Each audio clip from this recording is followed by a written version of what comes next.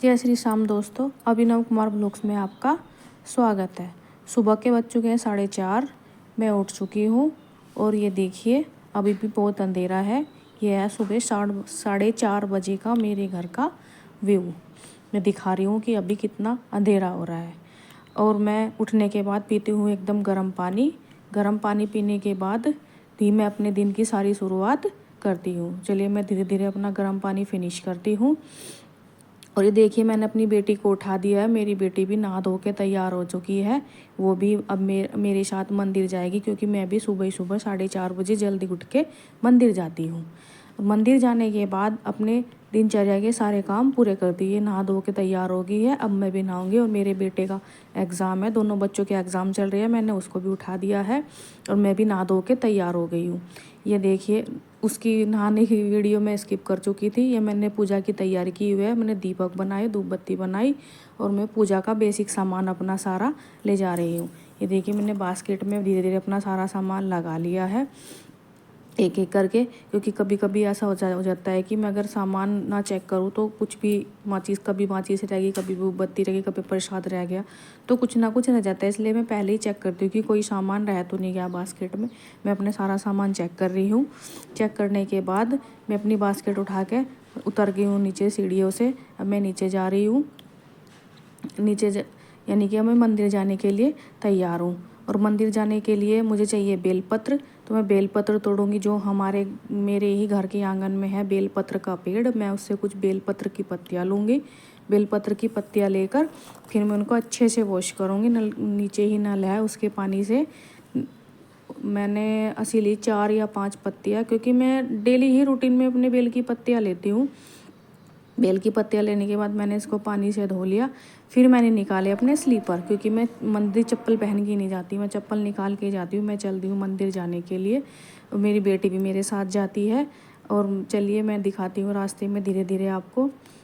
धीरे धीरे मैंने रास्ता सारा कवर किया, क्योंकि सुबह ही सुबह काफ़ी दिक्कत भी होती है, अंधेरा होता है, पैरों में कंकड़ भी चुभती है। और मैं देखिए मंदिर पहुंच गई हूँ। मंदिर की सीढ़ियों का व्यू है ये।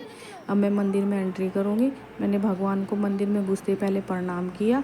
प्रणाम करने के बाद मैं गई अंदर मंदिर में जाके मैंने बैल बजाई। बैल बजा के भगवान के दरबार में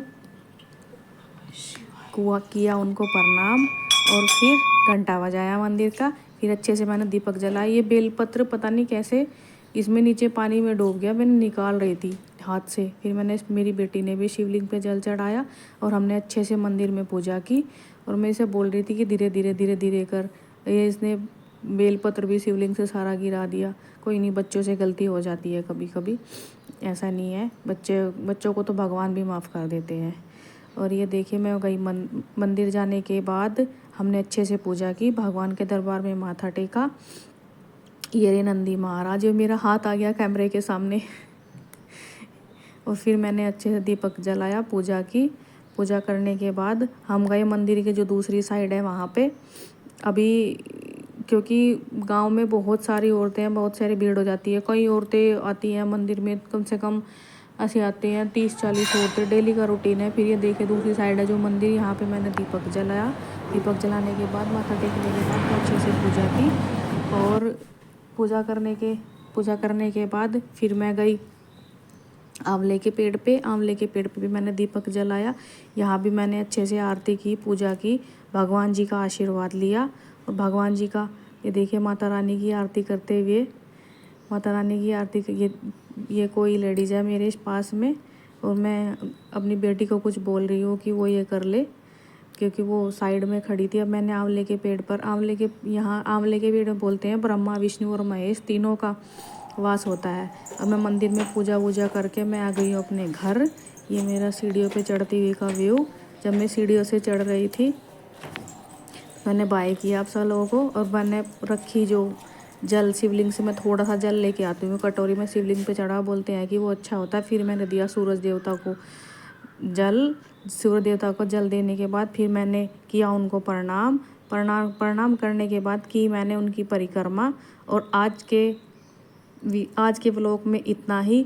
अगर कोई गलती हो जाए या बोलने में कोई मिस्टेक हो जाए तो मुझे अभी नर्वसनेस होती है, मैं कैमरे के सामने नहीं बोल पाती, इसलिए मुझे बाद में ही वॉइस रिकॉर्ड करनी पड़ती है। अगर आपको वीडियो अच्छी लगे तो लाइक सब्सक्राइब ज़रूर करना। बाय। आज के ब्लॉग में इतना ही।